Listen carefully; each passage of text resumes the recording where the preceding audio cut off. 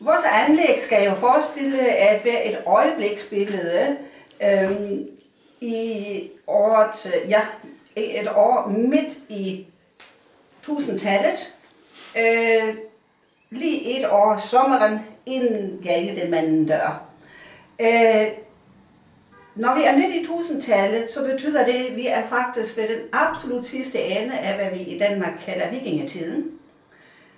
Den slutter officielt i året 1050 i Danmark. Det er lidt forskellige i de forskellige lande.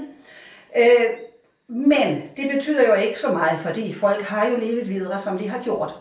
Det er nogle politiske udviklinger i hele Danmark og i storpolitikken, der gør, at man sætter slutningen der.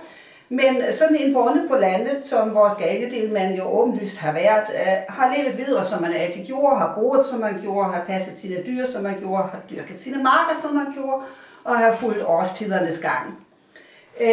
Når vi er ved årstiderne, vi har valgt et smukt tidspunkt i årets løb. Vi er omkring, hvad der senere blev fejret som Sankt Hans, altså omkring sommersolvejr, og har indrettet naturen og dyrelivet på gården og været efter det. Nu vil jeg fortælle en lille smule om den her gård. Jeg har jo sagt, landsbyen har man ikke fundet. Gårdene var organiseret i landsbyer, hvor der lå sådan en flok gårde, der bredte sig over et godt stykke, fordi man havde sit store hus. Og i slutningen af vikingetiden, som her, der havde man også en hel masse bygninger omkring. I gamle dage, altså lad os sige for eksempel i 900-tallet, der havde man i sådan et langhus, der havde man sine dyr med under tag.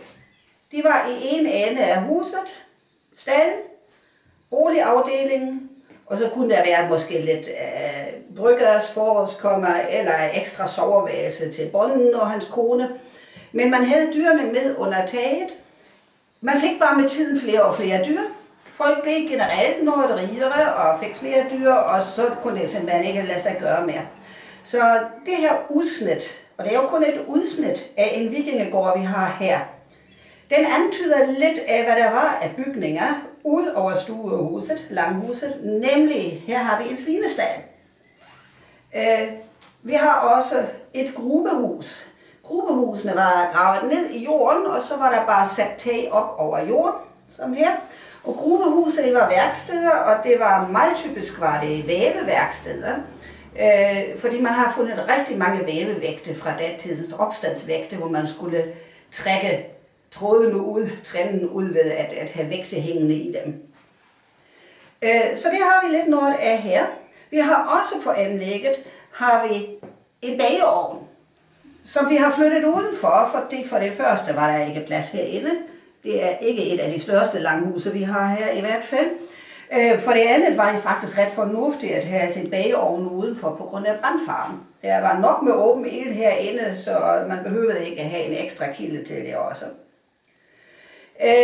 I vores tilfælde har vi tænkt os, der er jo her på Nordfyn en masse små bække, der i dag er blevet nogle små afvandingskanaler og blevet udrettet og så videre, men der var jo også vand i gamle dage, så der løber lige en lille bæk igennem vores gård. Den har vi lige integreret.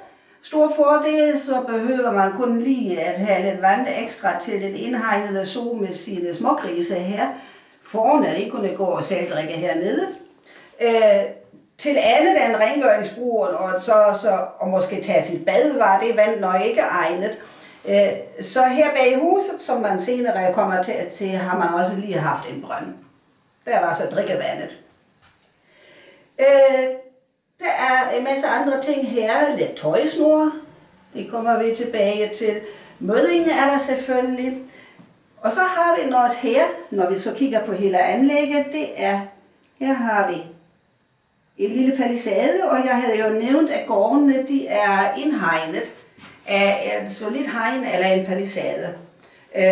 Det tjente jo 2 formål, eller 3. Man signalerede, at det her er privaten. Man kunne forsvare sig lidt bedre, at folk ikke lige kunne hoppe ind i ens område. Plus det holdt jo også dyrene inde, så derfor var det jo oplagt, at forerne, i hvert fald en del af forflokken, lige gik her og holdt græsset på gårdspladsen lidt kort, for det er jo lidt mere behageligt at gå rundt i, end hvis man har høje græsslående helt op om ørerne på sin gårdsplads.